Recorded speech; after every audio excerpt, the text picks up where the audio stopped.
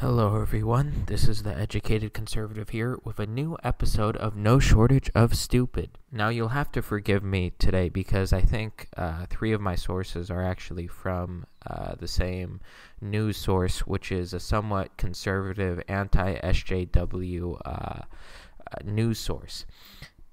But it doesn't change their content and it doesn't change the events that happened. So let's just dive right into it, shall we? No, my mic is not broken here. I am just simply at a loss for words. So, if any of you are visually impaired, the article is The Guardian says correcting people on their grammar is racist.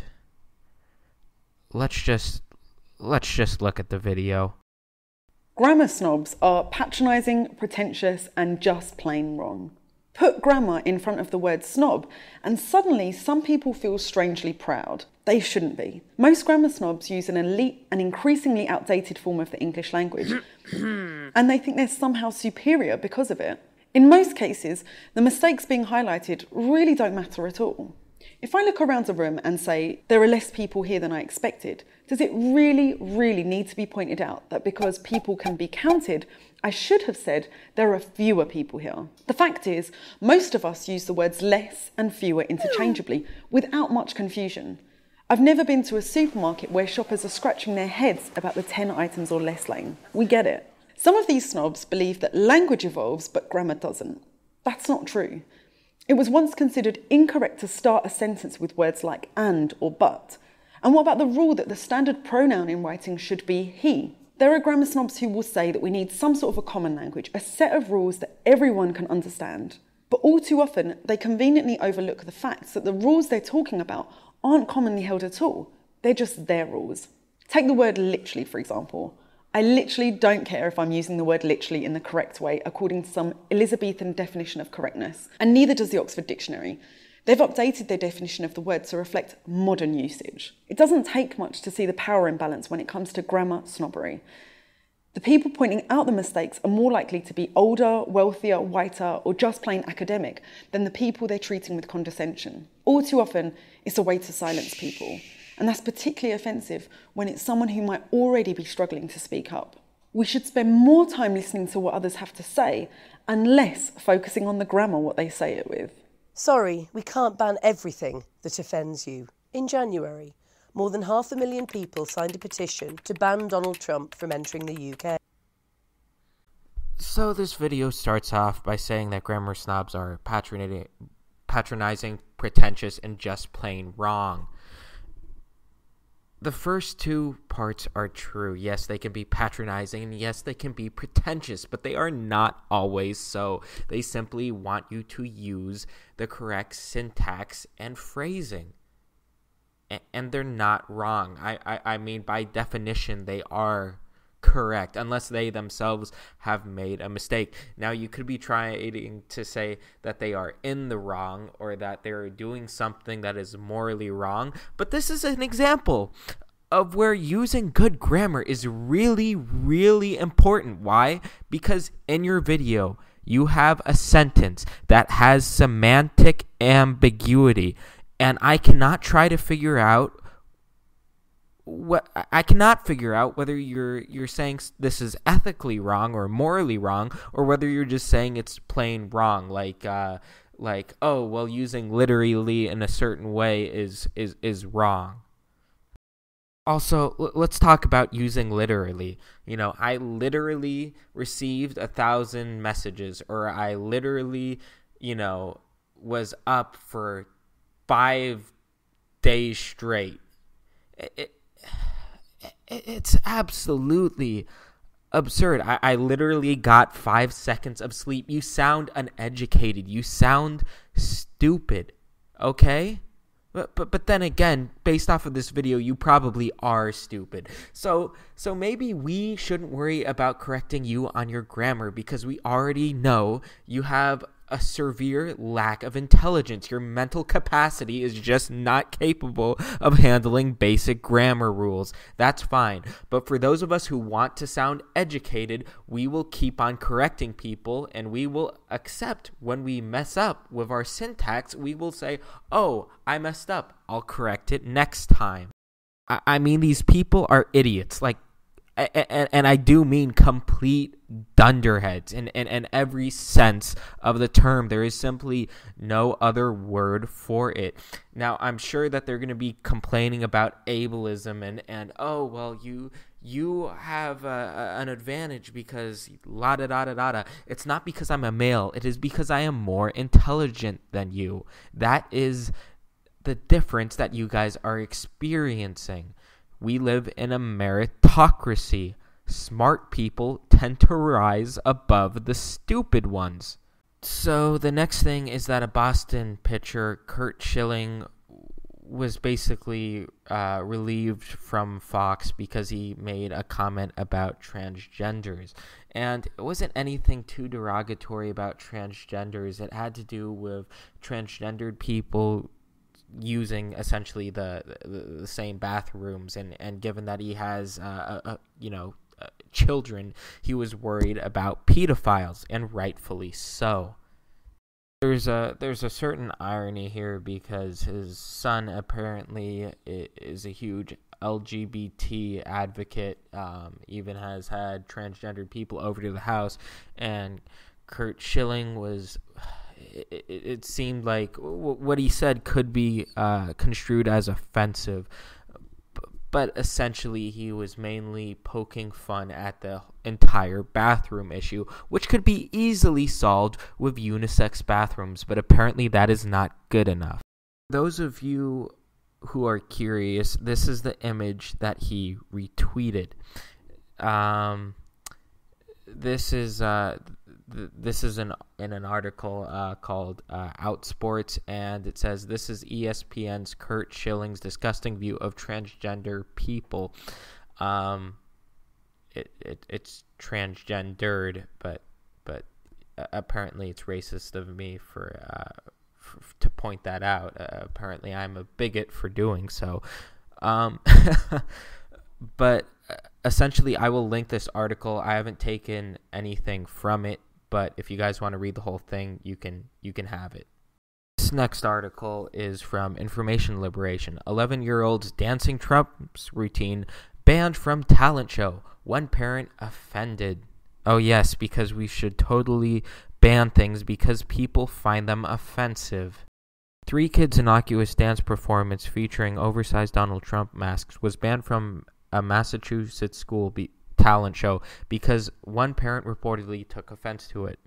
Fisk Elementary School's school superintendent David Lusser said they banned 11-year-old's boys' dance routine because they wanted to be seen as nonpartisan during a highly charged election. I say let's just see how racist this video is.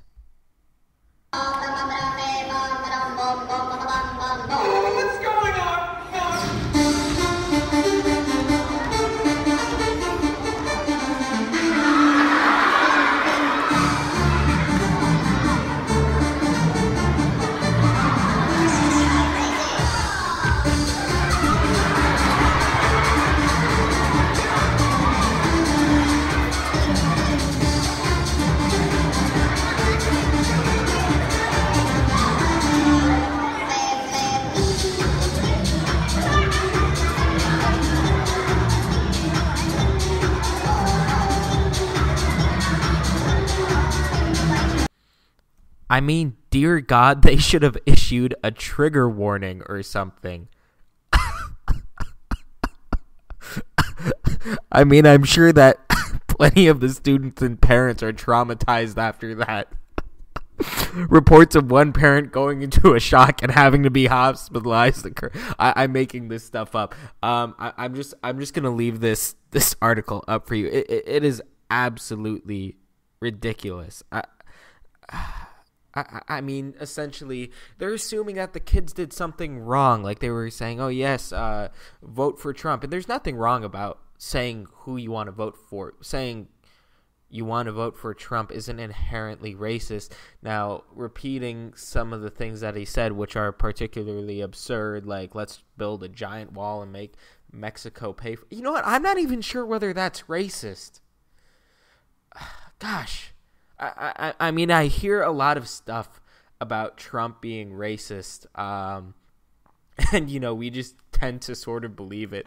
But I think what we should do is... I'm going to address the Trump racist thing later, not now, because I haven't really looked into it. But I suppose it's a valid point. Is Trump actually racist?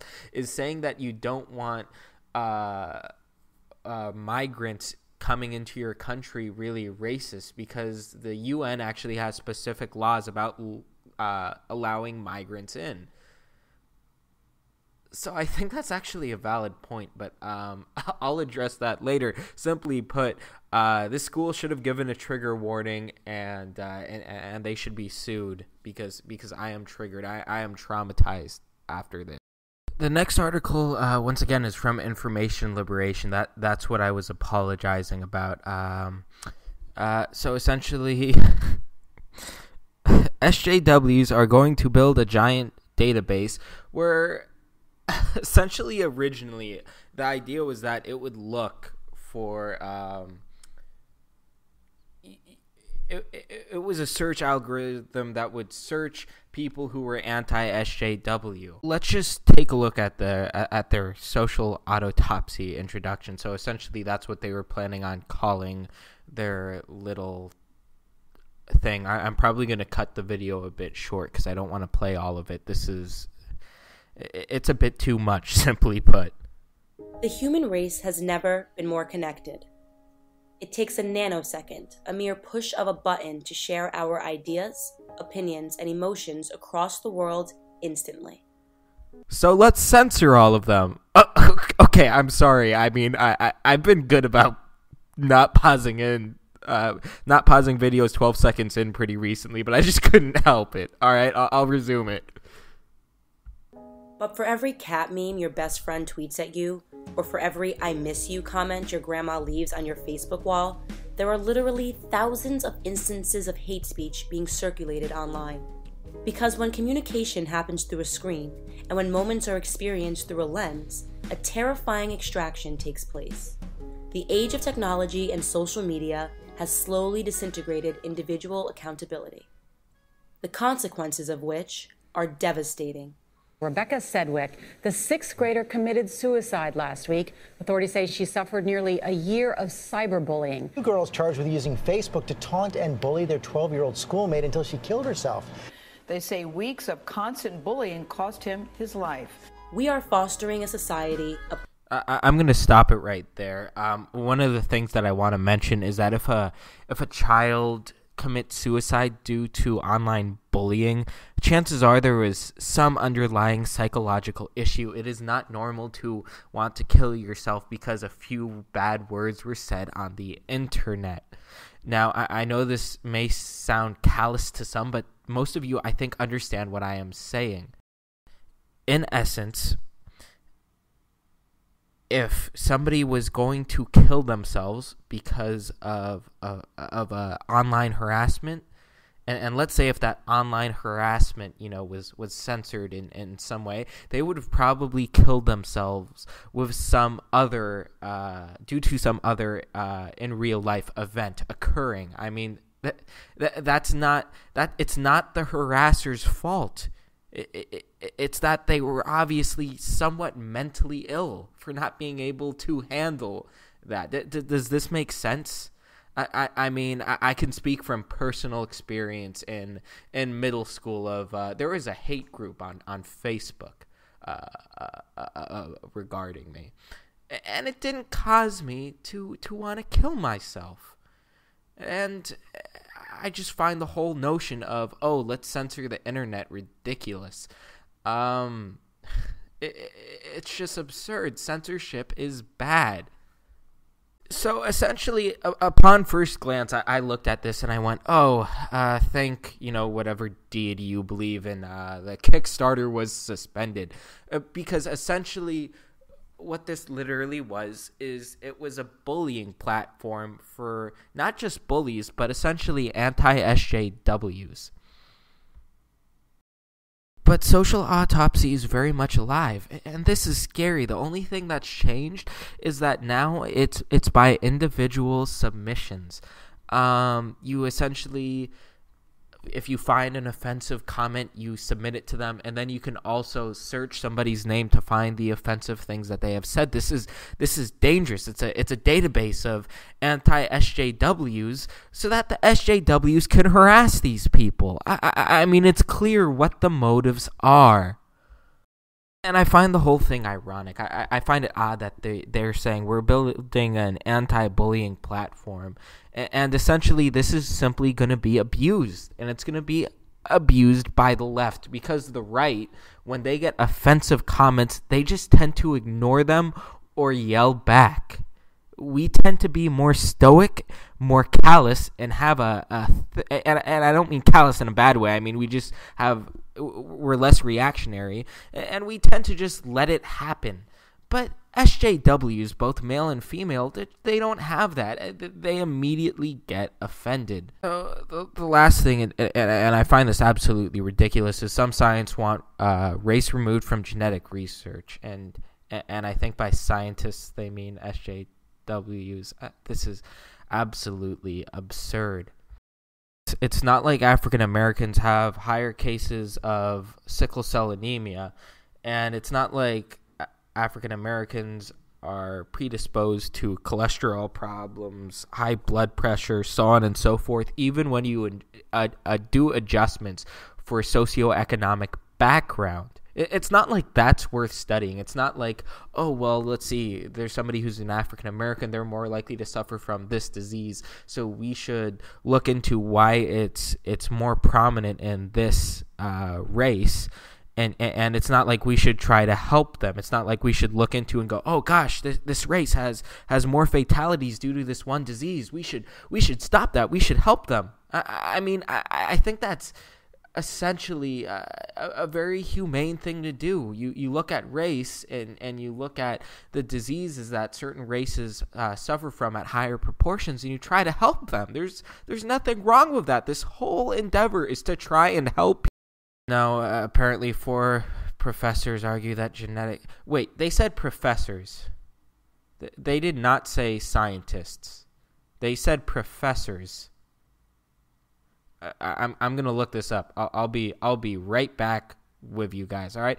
Just give me a second. You know what? I'm gonna show you guys how I do this. Just watch. I'm gonna open a new tab right here.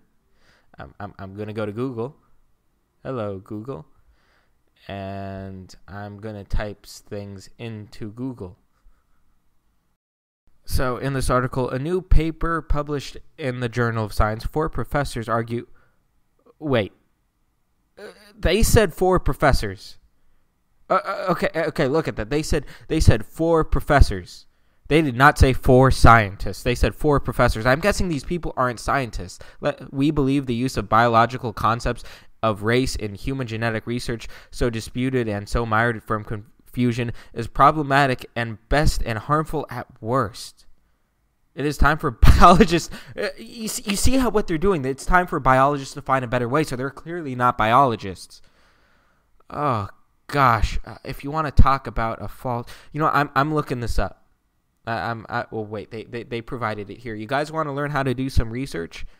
Rather than, cutting it and editing things conveniently, I'm going to show you guys, and you can teach your liberal SJW acquaintances this. Look, researchers wrote. Let's take a look at this, shall we? Boop. Open link in new tab. Isn't that amazing? Taking race out of human genetics. Oh, we have to log in. Oh, that is a pity. Well, let's take a look at a few of these names, and I am going to actually cut and edit this because it would simply take too long. He has a doctorate, just skimming this, and he has a master's in public health. He is not... I mean, simply put, he's not a scientist. He does not have an extensive background in biology. Public health is some sort of pseudo biology major where you study essentially, almost not biology at the macro level, but like hospitals at the macro level. I can't. You guys can look it up on your own time. But essentially, he is not qualified to talk about genetics, if that makes sense. Dorothy Roberts is at Penn Law, and she's a sociology person. All right, enough said. Rob DeSalle is probably the most qualified person who could talk about this stuff, talking about microbial evolution and genomics. But here's the important thing to look at it. He deals with microbiology. He doesn't deal with human beings. He doesn't deal with human genetics. When it comes to things like the Human Genome Project, he would not be all that knowledgeable. It would be like asking Stephen Hawking's about computer science. Stephen Hawking wouldn't know a lot about computer science, yet he talks about the threats of artificial intelligence, which I think is silly. And actually, a closer analogy would be asking Stephen Hawking, who is an astrophysicist, about quantum phenomena or anything that isn't in his field of physics.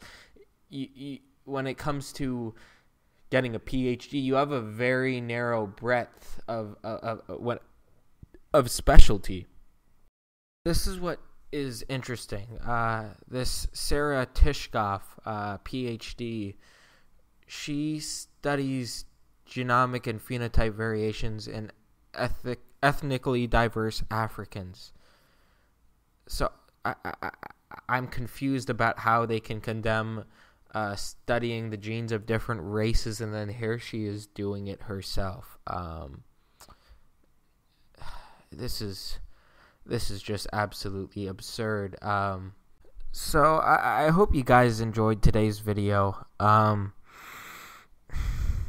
I just can't get over the whole, studying the genes of different races has no place in science.